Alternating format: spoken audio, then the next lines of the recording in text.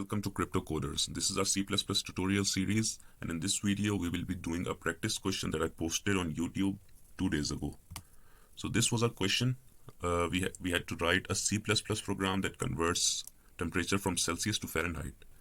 This program shall take temperature as input in Celsius from the user and display the temperature in Fahrenheit. We were to store the value of Fahrenheit in a variable and then display it. I also gave the formula to convert from Celsius to Fahrenheit.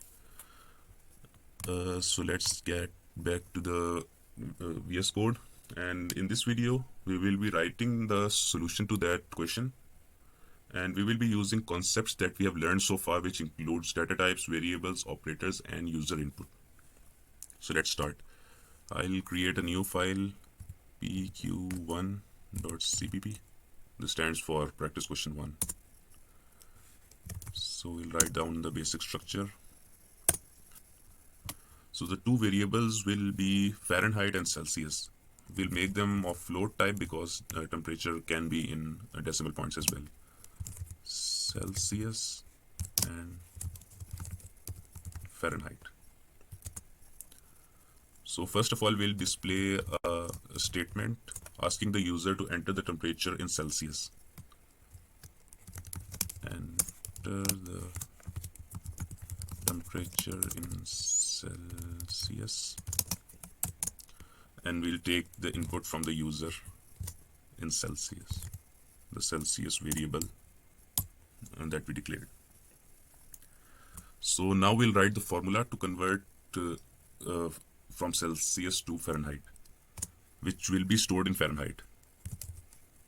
Fahrenheit will be equal to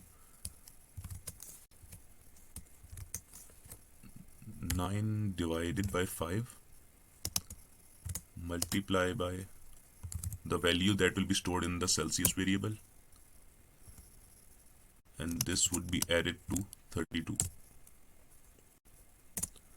Now we will display the calculated Fahrenheit temperature.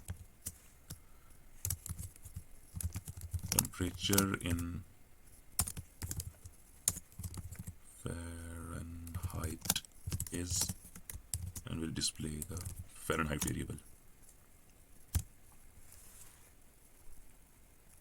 So let's run this.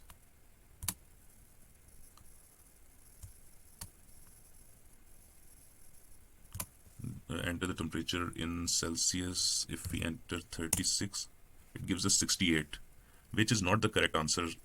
If I tell you, let's type here on Google 36, the answer should be 96.8. So we are getting a wrong answer because it is treating 9 and 5 as int values. So to convert them into float, we can add 9.0 and 5.0.